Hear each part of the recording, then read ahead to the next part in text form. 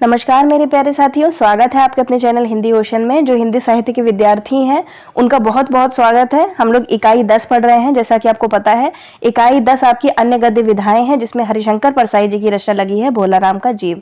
हास्य व्यंग्य रचना है और बहुत ही जो शासन व्यवस्था है, हमारा जो सरकारी कार्यालय होते हैं, उनके बारे में बहुत ही निर्भीकता के साथ में लेखक ने जो उसकी सच्चाई है उसको उजागर किया है। ठीक है, तो चलिए पढ़ना शुरू करते हैं।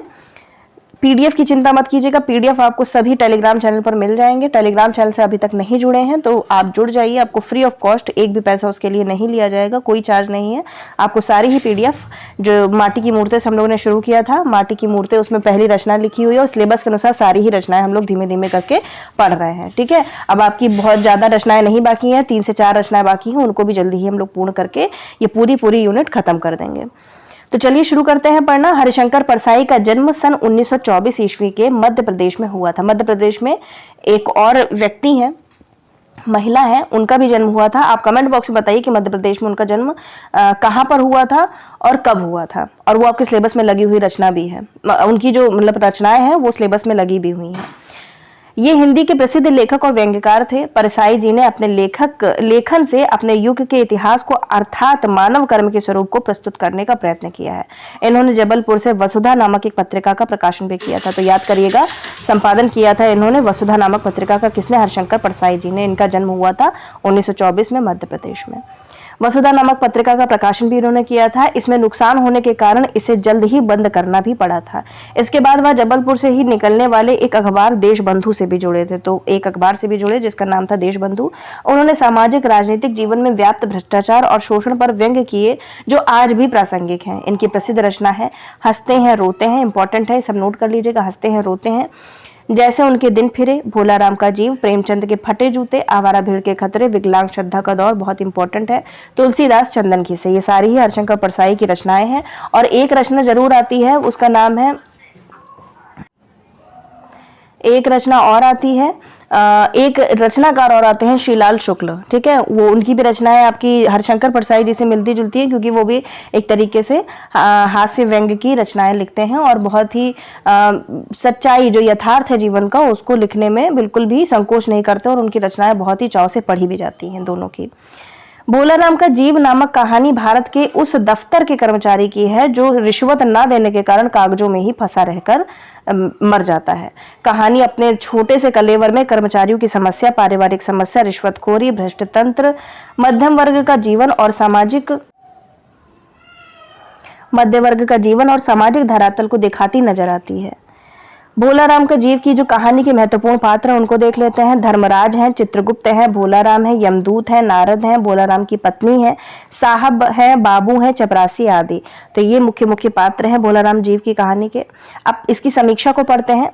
कहानी में भोलाराम नाम के एक ऐसे व्यक्ति की कथा है जो मृत्यु के बाद यमदूत के पर्याप्त सावधानी के बावजूद यमराज के दरबार में नहीं पहुंच पाता। अर्थात उसकी मृत्यु हो जाती है, लेकिन जो उसका जीव है, जो उसकी आत्मा है, वो धर्मराज तक नहीं पहुंच पाती। धर्मराज, चित्रगुप्त और यमदूत सभी इस नई समस्या से परेशान है, क्योंकि ऐसा पहले कभी नहीं हुआ था। इस नई स्थिति पर सोच विचार करते हुए वे अनुमान लगाते हैं कि आजकल पृथ्वी लोक में भ्रष्टाचार और राजनीतिक दांव पेचों का बोलबाला है। कहीं भोलाराम की आत्मा भी तो इन दांव पेचों की शिकार नहीं हो गई। परंतु यह अनुमान निराधार प्रतीत होता है, क्योंकि वह किसी प्रभावशाली व्यक्ति की आत्मा नहीं थी। वह तो एक अति सामान्य नागरिक की आत्मा थी, जिससे किसी का भी स्वार्थ सिद्ध नहीं हो सकता था। अगला बिंदु है, कहानी में नारद जी का भी प्रवेश होता है। वे भोलाराम नामक जीव की विचित्र समस्या के समाधान हेतु धर्मराज से उसकी जांच पड़ताल का दायित्व लेते हैं और भोलाराम का नाम पता पूछकर उसकी खोज में पृथ्वीलोक पर आ जाते हैं। कौन? नारद जी। सबसे पहले वे भोलाराम के घर पहुंचते हैं। उन्हें सबसे पहले किसी ऐसे स्रोत का पता लगाना था जिसके प्रति भोलाराम का मोह हो और उसकी आत्मा वहीं अटक गई हो। बातचीत में उन्हें मोह का कारण तो ज्ञान नहीं हुआ, बस यही पता लग गया कि सरकारी दफ्तर से रिटायर होने के 5 वर्ष बाद भी, मतलब कितने वर्ष हो गए थे सरकारी दफ्तर से, वो सरकारी एक तरीके से सरकारी कर्मचारी थे और उनको रिटायर हुए कितने वर्ष हो गए थे, 5 वर्ष हो गए थे।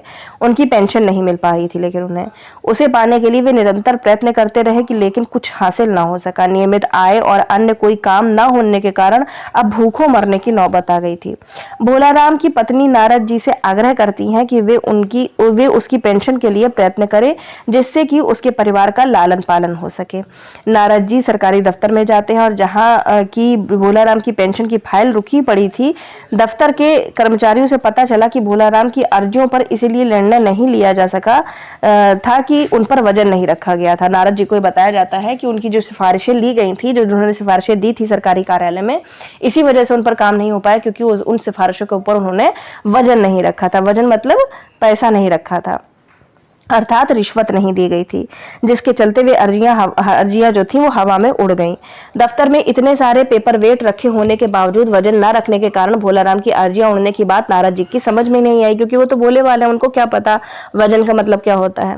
वे बड़े साहब से मिलते हैं और बात को जानने की कोशिश करते हैं। वे संकेतों से नारद जी को पेपर वेट का अभिप्राय समझाने का प्रयत्न करते हैं और अंत में नारद जी की वीणा को ही वजन की भांति अर्थात रिश्वत के रूप में ही रखने की बात कहते हैं। नारद जी के सहमत होते ही बड़े साहब भोलाराम की फाइल मंगाते हैं। भोलाराम का जीव उसी में फाइल में ही है, मतलब उसकी आत्मा उन्हीं फाइलों में अटक जाती है। अपना नाम सुनकर वह समझता है कि शायद उसकी पेंशन का आदेश लेकर डाकिया आ गया है। नारद जी उसे समझाते हैं कि वे उसे स्वर्ग ले जाने के लिए आए हैं, परंतु भोलाराम के जीव के लिए स्वर्ग का कोई आकर्षण नहीं, क्योंकि उसका मन तो अपने पेंशन के कागजों में ही अटका है। अतः वह नारद जी के साथ जाने से इनकार कर देता है। यह कहानी, तो ये पूरी छोटी सी कहानी सारगर्भित रूप से बता दी गई थी। यह कहानी भ्रष्ट तंत्र, सरकारी कार्यों के चक्र में बार बार दफ्तर के चक्कर काटकर थक जाने वाले व्यक्ति की कहानी है। सच मानो तो सरकार की योजनाओं का व्यक्ति को जो लाभ मिलना चाहिए उसे नहीं मिल पाता है। अधिकारी अपनी लाभप्रदता के कारण कामों को अटकाए रहते हैं। इस कहानी में यही दिखाया गया है। भ्रष्टाचार हमारे देश में सर्वत्र फैल गया है। बिना रिश्वत दिए कोई काम नहीं होता। प्रस्तुत कहानी में नारद जी भी बिना रिश्वत दिए भोलाराम की पेंशन की फाइल पास नहीं करा पाए। इस व्यंग्य कहानी द्वारा लेखक ने यह संकेत किया है कि रिश्वत दिए बिना कोई भी शरीफ व्यक्ति सरकारी कार्यालयों से अपना काम नहीं करा सकता, भले ही मनुष्य के प्राणों का ही सवाल क्यों ना हो। पैसों के बिना कोई कार्य नहीं होता। भ्रष्टाचार के दानव ने देश के विकास और देशवासियों के चरित्र दोनों को ही निगल लिया है। हमारे देश में ठेकेदारों, इंजीनियरों और तथा ओवरसियरों, इन तीनों का जिक्र आया है। इस कहानी को जब आप पढ़ेंगे तो इन तीनों का जिक्र आया है। बताते हैं ओवरसियरों ने मिलकर देश के लिए बनने वाली सड़कों, इमारतों तथा दूसरे निर्माण कार्यों में बहुत घोटाले किए हैं। रिश्वत खाकर घटिया दर्जे का कार्य किया जाता है, जिससे कई दुर्घटनाएं हुई हैं तथा अनगिनत लोगों की जानें गई हैं। उनके बुरे कर्मों के कारण मरने के बाद धर्मराज ने इन्हें नरक भेज दिया। इस प्रकार इमारत ने ठेकेदारों, इंजीनियरों और ओवरसियरों का नरक जाना अप्रत्यक्ष रूप से भारत में फैले भ्रष्टाचार पर करारा व्यंग्य है। अब जो मुख्य मुख्य उदाहरण है उनको देख लेते हैं। इस कहानी में क्या है? महाराज, आजकल पृथ्वी पर इस प्रकार का व्यापार बहुत चला है। लोग दोस्तों को कुछ चीज भेजते हैं और उसे रास्ते में ही रेलवे वाले उड़ा लेते हैं। होजरी के पार्सलों के मोजे रेलवे अफसर पहनते हैं। मालगाड़ी के डिब्बे रास्ते में ही कट जाते हैं। एक बात और हो रही है, राजनीतिक दलों के नेता विरोधी नेता को उड़ाकर बंद कर देते हैं। अगला है, नरक में पिछले सालों में बड़े गुणी कारीगर आ गए हैं। कई इमारतों के ठेकेदार हैं जिन्होंने पूरे पैसे लेकर रद्दी इमारतें बनाई। बड़े बड़े इंजीनियर भी आ गए हैं जिन्होंने ठेकेदारों से मिलकर पंचवर्षीय योजनाओं का पैसा खाया। ओवरसियर हैं जिन्होंने उन मजदूरों की हाजिरी भरकर पैसा हड़पा जो कभी काम पर गए ही नहीं। उन्होंने बहुत जल्दी नरक में कई इमारतें तान दी हैं।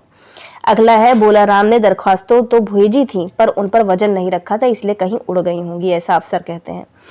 भाई, सरकारी पैसे का मामला है। पेंशन का केस 20 दफ्तरों में जाता है, देर लगी ही जाती है। 20 बार एक ही बात को 20 जगह लिखना पड़ता है, तब पक्की होती है। जितनी पेंशन मिलती है उतने की स्टेशनरी लग जाती है। हाँ, जल्दी भी हो सकती है, मगर मतलब क्या? पैसा रखोगे तो जल्दी हो जाएगा काम। मुझे नहीं जाना, मैं पेंशन की दरखास्तों पर अटका हूँ। कौन कहता है? भोलाराम कहता है। अंततः जब नारद जी कहते हैं, चलो भोलाराम, तुम्हारी तो मृत्यु हो चुकी है, अब नरक चलो, स्वर्ग चलो, तो कहता है मैं तो नहीं जाने वाला, मैं पेंशन की दरखास्तों में अटका हूँ, यही मेरा मन लगा है, मैं अपनी दरखास्तें छोड़कर नहीं जा सकता। और यहाँ पे कहानी समाप्त हो जाती है। ठीक है, मूल टेक्स्ट अगर अभी तक नहीं पढ़ा है तो जरूर पढ़ लीजिएगा, है ना। और अगर आपको मूल टेक्स्ट अगर आपके पास नहीं है तो मैं आपको टेलीग्राम चैनल पर सेंड कर दूंगी। और रही बात पीडीएफ की, तो पीडीएफ भी आपको मिल जाएगा। और जितनी भी रचनाएं मैं आपको पढ़ा चुकी हूँ, माटी की मूर्ति से लेकर के बोलाराम के जीव तक, और तो इन सभी रचनाओं को पढ़ लीजिएगा और उनका एक बार 2 बार अध्ययन जरूर कर लीजिएगा, ताकि आपका रिवीजन अच्छी तरीके से हो जाए। मैं बहुत ही जल्द यूनिट 10 पूरी इकाई 10 के ऊपर एक आपको अभ्यास प्रश्नोत्तरी करवाऊंगी। उसमें बहुत सारे आपको एमसीक्यू देखने को मिलेंगे, आप उसको सॉल्व कीजिएगा और अपनी तैयारी का स्वयं आकलन भी कीजिएगा। ठीक है, मिलते हैं अगले वीडियो के साथ में। तब तक सभी अभ्यर्थियों का हृदय की गहराई से प्रेमपूर्वक धन्यवाद।